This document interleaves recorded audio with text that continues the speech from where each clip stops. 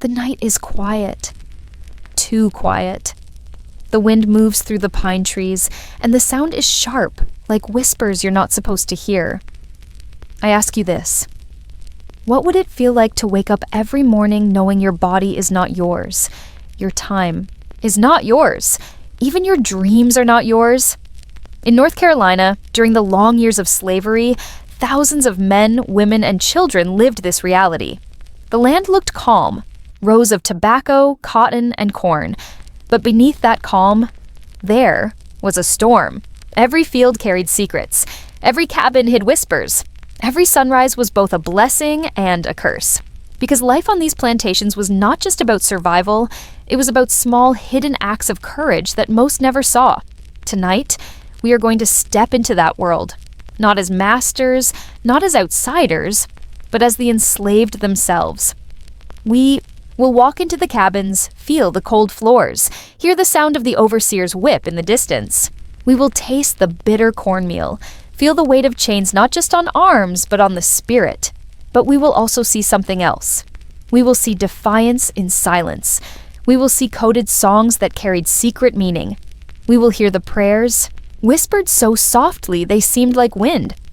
This story is not only about brutality, it is about endurance and the quiet fire that no master could put out. So ask yourself, if you were trapped in this life, where every move was watched, every word could bring punishment, would you dare to resist? Would you risk everything for a chance at freedom, or even just a moment of dignity? This is the brutal daily life of enslaved people in North Carolina. And once you walk with them, you may never see history the same way again. The sun rises before the people. That is how the day begins. Inside a small log cabin, a boy opens his eyes. He is 12 years old. His name is Josiah. His bed is not really a bed, just a pile of old rags and straw in the corner. His mother, Leah, stirs beside him. She does not need an alarm. The overseer's horn will sound soon, but her body has long since learned the rhythm of the fields. She whispers to Josiah, "Get up. Quiet." The cabin is dark, smoky from the fire that never quite goes out. The walls leak cold air in winter, heat in summer. There are 5 people in this space, all sleeping close. Leah, Josiah, his little sister Ruth, and 2 cousins.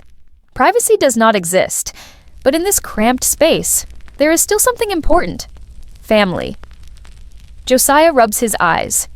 He has been dreaming. In the dream, he is running through pine woods, free with no one chasing, but dreams are dangerous. If he lets his face show longing, someone might notice. And in this place, longing for freedom can be punished. Outside, the rooster crows. Then it comes. The sound they all dread. The overseer's horn, long and sharp, cutting through the quiet. It means work. Now, Leah grabs a small wooden bowl. She scrapes in some leftover cornmeal mush from the night before. That is breakfast. Thin, tasteless, barely enough. She hands a little to Ruth, then Josiah. She eats last. Always last. The children swallow quickly. Their stomachs are never full. Hunger is part of life here, like the red dust that sticks to your feet. By the time they step outside, the sky is pale gray. Dozens of people are already moving. Men, women, children, some younger than Josiah, some old and bent. They walk toward the fields. Some carry hoes, some nothing at all. Their faces are blank, but their eyes tell stories. Fear, exhaustion, sometimes a flicker of defiance. The plantation stretches wide. Tobacco rows stand tall. Cotton fields sprawl far as the eye can see. The big house sits on a hill, painted white, shining in the morning light. It looks peaceful, almost beautiful. But every enslaved person knows, behind its walls is power. Behind its windows are the masters who decide their fate. The overseer rides a horse, circling like a hawk. His voice cracks like thunder. "Move faster! No talking!" The crack of his whip follows. Not always on flesh, sometimes just on air, but the sound alone controls. Josiah bends down in the rows, hands already raw from yesterday. His job is pulling weeds, endless weeds that choke the crops. His mother works 2 rows away, stooped low, moving with steady rhythm. Ruth, though only 8, picks up fallen cotton. The sun rises higher, hours pass, sweat pours, backs ache. But the overseer does not care if your muscles scream or if your hands bleed. The rule is simple. Keep working or pay the price. Yet even here, even in this forced silence, resistance lives. It is quiet, careful, almost invisible. A woman hums a tune while bending low. The tune is soft, sweet, but to those who know, it carries a message, a warning, a hope. Josiah hears it and feels something stir inside. Music is the one thing the master cannot chain. It travels like wind, carrying secrets in plain sight. When the midday break comes, the people gather under a few trees. Their meal is just cornbread or fatback, maybe some beans if they are lucky. They eat quickly because the overseer's eyes never close. Josiah sits with his cousin Elijah, who is 16. Elijah leans close and whispers, "I saw something last night, up by the creek, a mark on the tree." Josiah frowns. "What kind of mark?" Elijah's voice drops lower. "A sign. Could be from someone traveling north." Josiah's heart beats faster. He has heard whispers about north. He knows it means more than direction. It means something forbidden. Freedom. But Leah catches their eyes.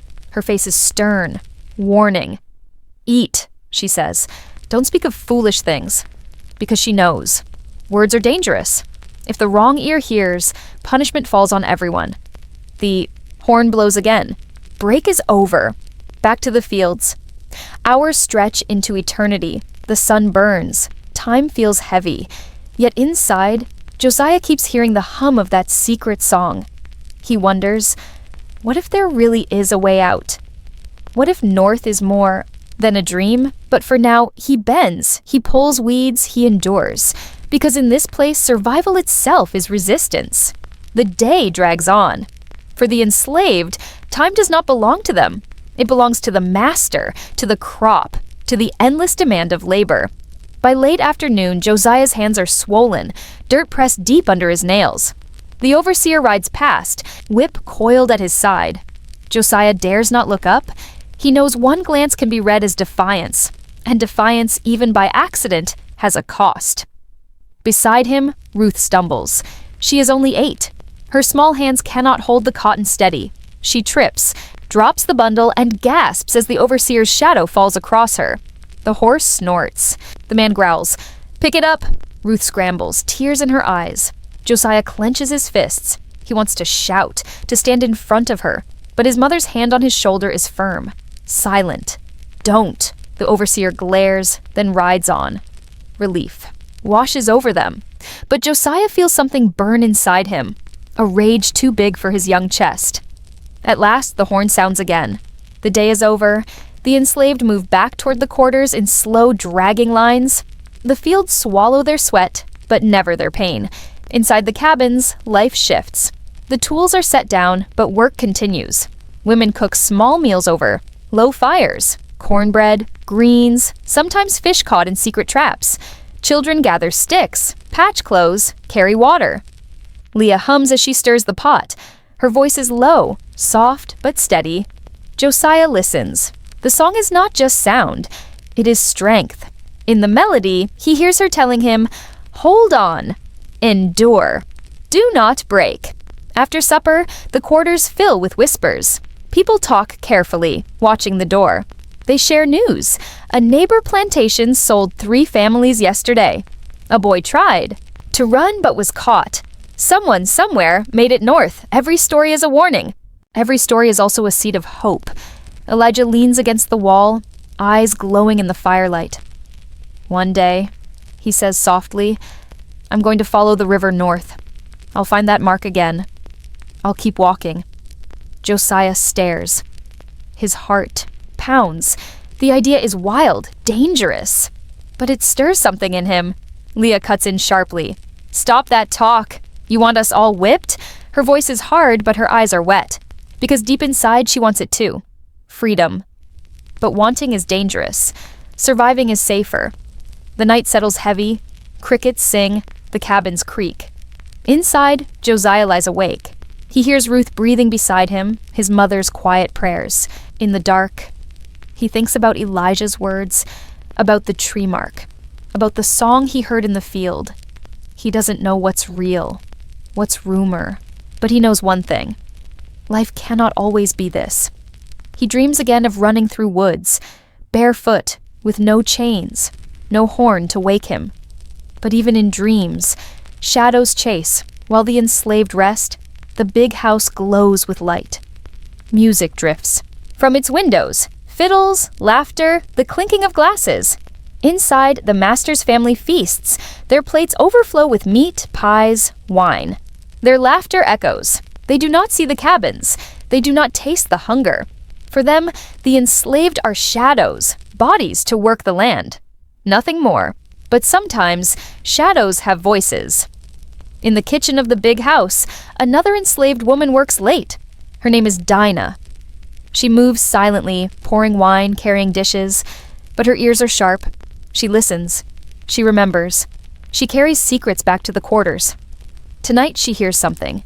Talk of selling more people to pay debts. Her chest tightens. She knows what that means. Families torn, children lost. Later, when she slips back to her cabin, she shares it with Leah and others.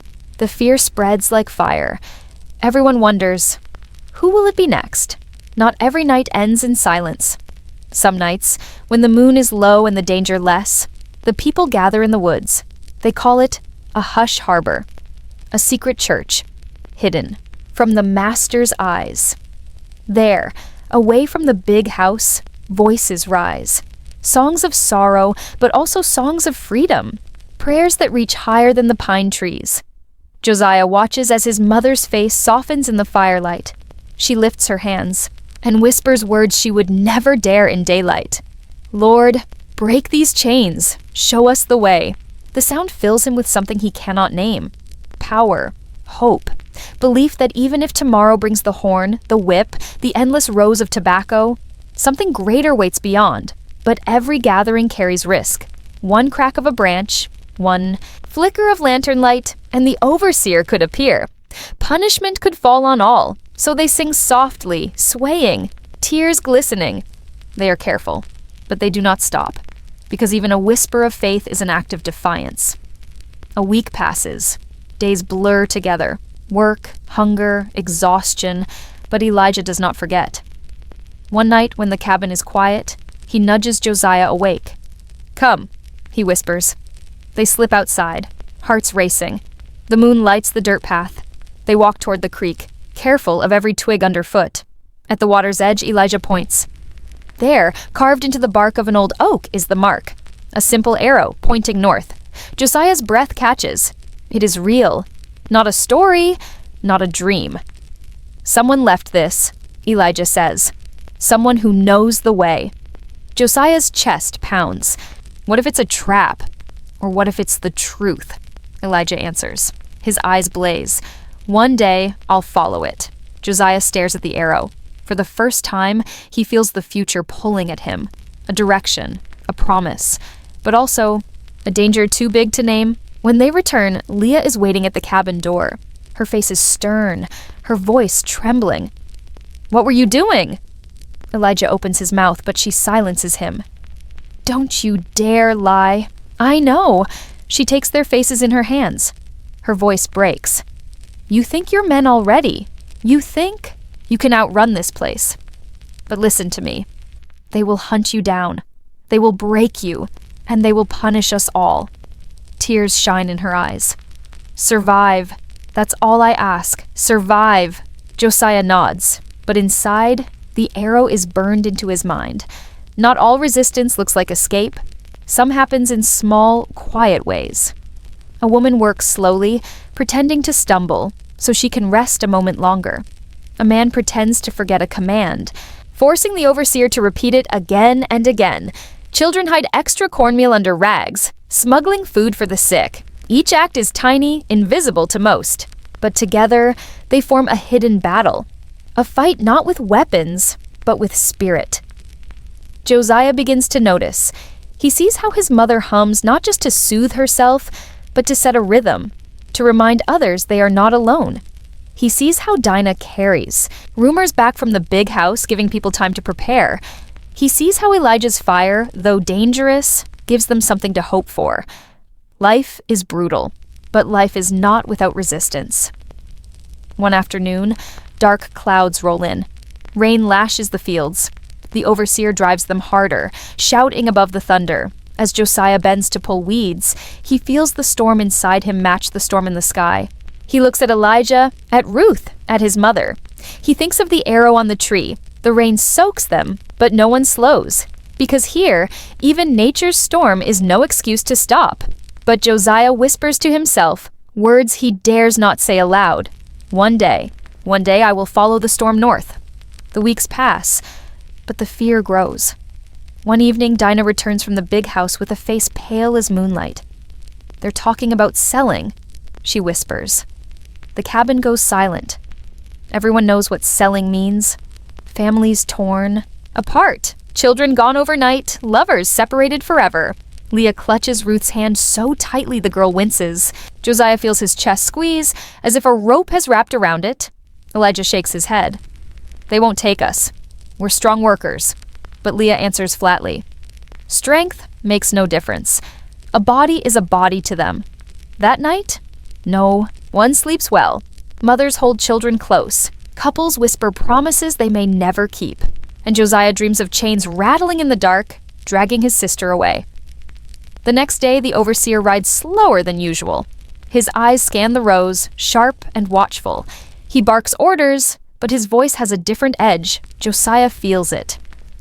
The man suspects something. At one point, the overseer stops near Elijah.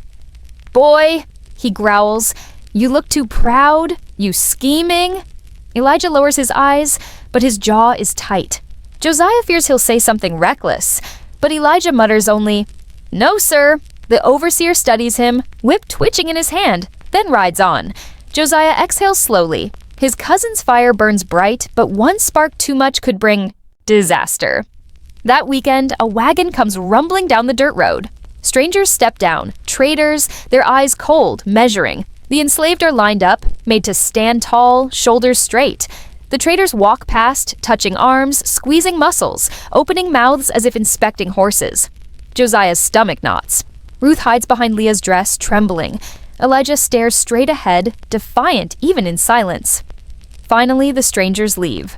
This time, no one is taken, but the fear lingers.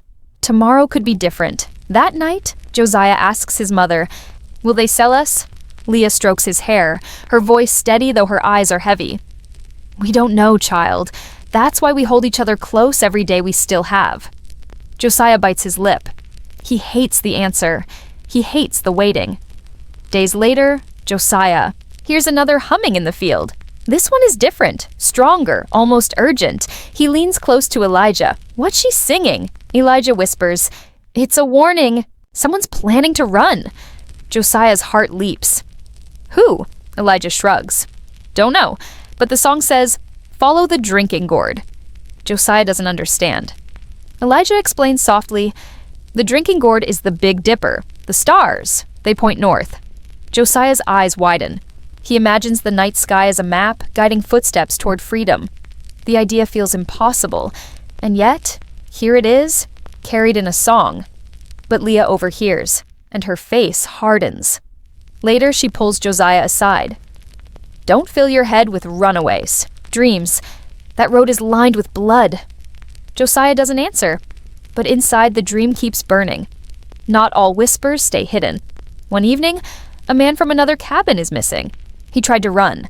By morning, he is dragged back, bruised, broken, silent. The master makes an example of him. He is forced to stand in front of everyone. The overseer's whip cracks again and again.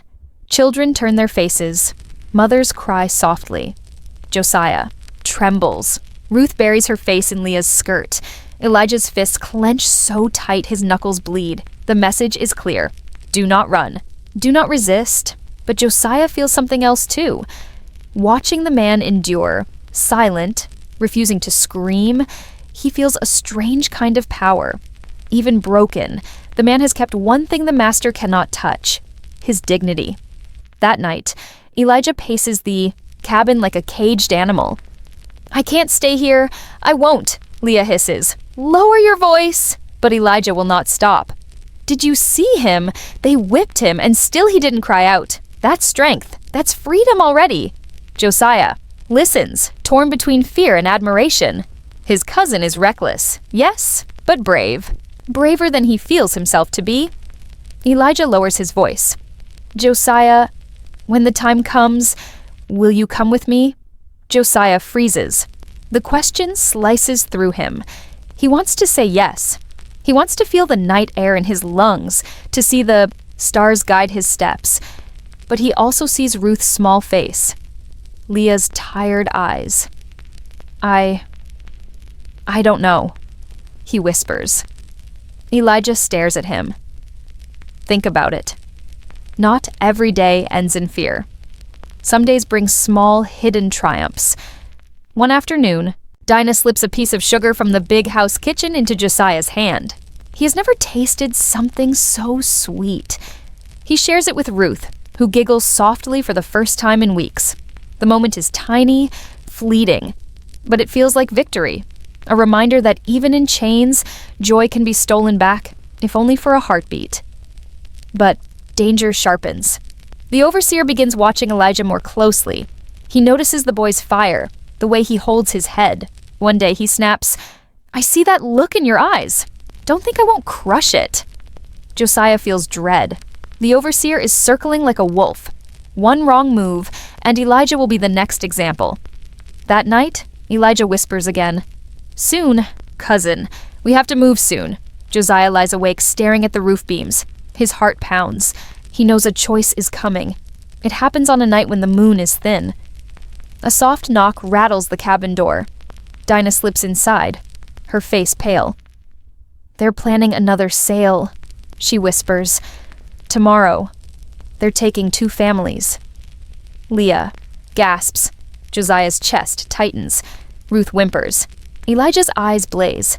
That's it. I won't wait. I'll follow the river tonight. Leah grabs his arm. You'll die. But Elijah shakes her off. Better to die running than live chained. He turns to Josiah. Come. Josiah's mind spins. His mother's eyes beg him not to go. His cousin's eyes dare him to be brave. His sister clutches his hand, whispering, Don't leave me. The air is thick with tension. One choice could change everything. The cabin is silent, but Josiah cannot sleep. The words echo. Better to die running than live chained. He watches his mother in the firelight. Her eyes are closed, lips moving in prayer. Ruth lies curled against her, clutching the rag doll she made from scraps. Josiah feels torn in two. One half longs to follow Elijah, to chase the stars north. The other half clings to the warmth of this room, to his mother's voice, to Ruth's laughter. But the choice is coming, whether he wants it or not. Elijah whispers the plan in Josiah's ear the next day. We'll slip out after midnight, head toward the river, follow the arrow marks, then the stars. We move quick, quiet. If we're caught, he pauses. We keep running. Josiah swallows hard. His heart races. He nods, though fear churns inside. Dinah overhears. She pulls Josiah aside later. You're just a boy. Don't let his fire burn you. But Josiah shakes his head. I can't keep watching. I can't keep waiting. Dinah studies him, then sighs. She presses something into his hand. A scrap of bread she saved. Then go with God, and don't let the fear eat you alive. The overseer seems sharper than usual that day. His eyes scan the fields like he smells a secret. At one point, he stops Josiah. Why are you looking so restless, boy? Josiah forces himself to drop his eyes, to mumble, Nothing, sir. The man stares long, then finally rides on. Josiah exhales slowly. His hands shake. He knows now, if they don't move tonight, there may not be another chance. That evening, Leah feels it. She watches Elijah's burning eyes, Josiah's nervous movements. She knows. She waits until Ruth is asleep, then takes. Josiah outside. The moon glows faint behind clouds. Her voice trembles. You're thinking of leaving. Josiah cannot answer. She grips his face in both hands. Son, you are my heart. But hear me. If you go, I may never see you again. Josiah's chest aches. Tears sting his eyes. Mama, I don't want to leave you, but you want to be free, she says softly. I see it in your eyes. Just promise me this. Whatever happens, remember who you are. You are not just a slave. You are my son. You are a child of God. Don't let them take that, even if they take everything else. She kisses his forehead, then lets him go. Midnight. The cabins are silent. Dogs bark faintly near the big house. Elijah touches Josiah's shoulder. No words. Just a look. Now, they slip into the night. Hearts pounding. The air is damp, heavy with mist. Every step feels like thunder. Every rustle of leaves feels like a shout. At the edge of the woods, Elijah pauses. He points north. The stars glitter faintly above the trees. This way, they move quickly, crouched low. The ground is soft, wet. Branches claw at their clothes. Every sound makes Josiah flinch. Behind them, the cabins fade into darkness. Ahead, only the forest waits. By dawn, they have traveled miles. The river glimmers in the distance. Elijah grins, breathless. We're doing it, Josiah. We're really doing it. But then, voices, dogs barking. Josiah's blood runs cold. They're coming. Elijah grabs his arm. Run! The forest explodes with noise. Branches snapping, dogs bang, men shouting. The overseer's voice booms behind them. Josiah's legs burn, his chest heaves. He stumbles, but Elijah pulls him up. Don't stop! The sound of the dogs grows closer. Josiah's heart hammers like a drum. Every breath feels like fire. They dive into a thicket by the riverbank, crawling through mud and reeds. The dogs rush past, noses straining, men cursing. Behind, Josiah clamps a hand over his mouth, holding in his breath. He feels Elijah trembling beside him. The men's voices fade, moving farther down the river. Silence. Elijah grins through the mud. We fooled them. Josiah tries to smile, but fear still claws at him. They are not safe. Not yet. As night falls again, they stumble deeper into the woods. Hunger gnaws at their stomachs. Their legs shake from exhaustion. Then, in the shadows, a figure appears. A man, older, dressed in ragged clothes. Josiah freezes. Elijah tenses. The man raises his hands. Don't fear. I know where you're headed. Elijah narrows his eyes. How? The man smiles faintly. The stars told me, and the songs. Josiah's heart leaps. Could this be one of the helpers? He has heard whispers about the secret network guiding people north. The man nods toward a barn in the distance. Rest there, but only till dawn. Elijah hesitates, but Josiah feels something steady in the man's voice. He nods. For the first time, he feels the faintest glimmer of hope. The barn smells of hay and dust. Elijah and Josiah collapse inside, gasping. Their bodies ache from running, their clothes torn, their stomachs empty. The old man, who never gave his name, hands them a jug of water. Drink, but quick. Dawn is close. Josiah gulps, water spilling down his chin. His whole body shakes with exhaustion. The man's eyes are sharp. When the rooster crows, you must move. Follow the path till it splits at a hollow tree, then turn north. There will be another who knows. Don't stop. Don't speak to strangers. Trust only the signs. Elijah nods, fire burning in his eyes. Josiah tries to hold that fire, but fear gnaws at him. The dogs, the whip, his mother's face, he cannot shake them. The man slips away before first light, leaving them alone. The rooster crows. The boys creep out. Mist hangs low over the fields. For a moment, the world feels still. Hope flickers. Then, a shout. Dogs barking, hooves pounding. The overseer's voice cuts through the fog. They're here, Elijah curses. Run! They tear through the mist, bare feet pounding dirt. Branches whip their arms. Josiah's lungs scream. Behind them, dogs snarl, chains clinking. The river flashes ahead. Elijah points. We can cross. But the dogs are close, men closer. They plunge into the river. Cold water swallows them. Josiah gasps, the current dragging. Elijah grips his arm, hauling him forward. Shouts echo on the bank. A gunshot cracks, the bullet slapping water inches away. Josiah screams, but Elijah pulls harder. The current rages. For a moment, Josiah feels he will drown, but Elijah's grip does not let go. They stagger onto the far bank, coughing, dripping, shaking. Keep moving, Elijah gasps. They run through the woods, dripping wet, clothes clinging. For a moment, the dog's barks fade. Josiah dares to hope. Then, they burst into a clearing and stop. The overseer stands ahead, gun raised, dog snarling at his side. Men circle from behind, trapped. Josiah's stomach drops, his knees weaken. Elijah clenches his fists, breathing hard. The overseer sneers. "Thought you could run, huh? Thought you could outsmart me?" His whip cracks in the air. "On your knees." Josiah trembles. His body screams to obey. But Elijah steps forward, chin high. No, the word slices the air. Defiance, pure and raw. The overseer's face twists with rage. He lunges forward. In that split second, Elijah turns to Josiah. His eyes blaze. "Run!" Josiah's heart stops. "No, I can't! Run!" Elijah shouts, then he charges. Straight at the overseer, the world explodes. Dogs leap, men shout, the whip cracks, the gun fires. Chaos swirls in the clearing. Josiah stumbles back, torn between terror and loyalty. He sees Elijah grapple with a man, fists flying. He hears another shot. He sees his cousin fall, then rise again, still fighting. Josiah's legs move before his. Mind decides. He runs into the trees, heart pounding, breath ragged, tears blinding his eyes. Behind him, the shouts grow faint. The gunshots echo, then silence. Josiah runs until his legs collapse. He falls among roots and leaves, gasping, sobbing. Elijah's voice rings in his ears. "Run." He presses his face into the dirt, grief swallowing him whole. His cousin is gone. His mother is miles behind.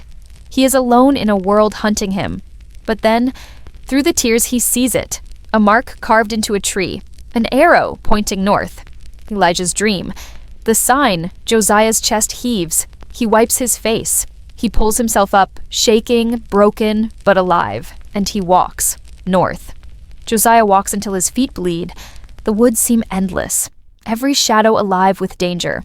Hunger gnaws, thirst burns, but Elijah's voice pushes him on. Run! Every step feels like carrying two weights. His own body and the memory of his cousin. He keeps glancing at the sky, searching the stars. He whispers to himself, "Follow the drinking gourd. Follow north." Sometimes he wants to stop, to lie down and let the earth swallow him. But then he sees Ruth's face in his mind. His mother's, hands holding his. Elijah's fire. And he forces his feet forward. After days of wandering, nearly collapsing, Josiah stumbles into a farmyard at dusk. His heart pounds. Friend or foe? A woman steps out, her face lined with age, her eyes sharp. She studies him silently, then whispers, "Child, you look lost." Josiah trembles, unsure if he should speak. But then she hums, a tune he knows. Follow the drinking gourd. Tears flood his eyes. She is one of them. A helper. The woman leads him. Inside, feeds him bread and milk, lets him rest. "You're safe tonight," she says, "but only tonight. Tomorrow, you move on." Josiah nods weakly. For the first time since Elijah's fall, he feels something other than fear. A thread of hope. Meanwhile, back at the quarters, life goes on. The horn still blows. The fields still demand, but the air feels heavier. Word spreads quickly. 2 boys ran. Only one did not return. Leah works in silence, her face carved with grief. Ruth asks again and again, "Where's Josiah?" Leah only answers, "He's walking where the Lord leads him." At night, the people gather in the hush harbor. They sing softly, voices breaking. Steal away to Jesus." They know the risk. They know the pain. But in Josiah's running, they see more than loss. They see defiance. They see a spark that cannot be whipped out. On the road north, Josiah has many chances to turn back. Fear tells him to return, to beg forgiveness, to live chained but alive. But every time the thought rises, he remembers Elijah's last shout. He remembers the arrow on the tree. He remembers his mother's words. "Don't let them take who you are." So he keeps going, step after step. We do not know if Josiah ever made it all the way north. Many who tried were caught, turned back, or disappeared. Some made it. Some vanished into the silence of history. But we know this. He walked farther than fear wanted him, to He carried Elijah's dream past the river, past the whip, into the dark unknown. And that act itself, running, trying, refusing to kneel, that is victory. History remembers the masters by name.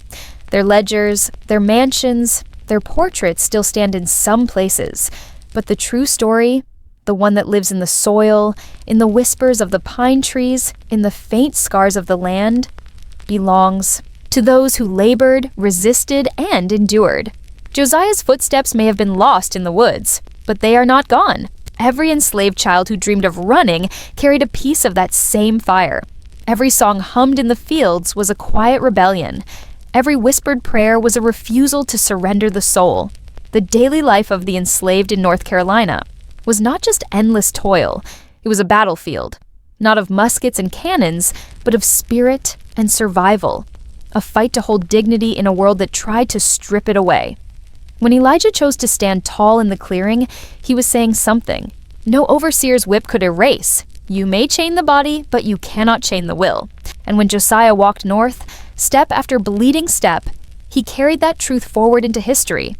We may never know if he reached freedom, but we do know this. The act of trying was itself victory. It proved that even in the harshest soil, courage could grow. So the next time you walk under the pines of North Carolina or see fields stretching far and quiet, remember the unseen footsteps, the courage that history tried to bury but never could, because the fields may forget, the ledgers may rot, the masters may vanish, but the courage of those who dared to dream of freedom, it will echo forever.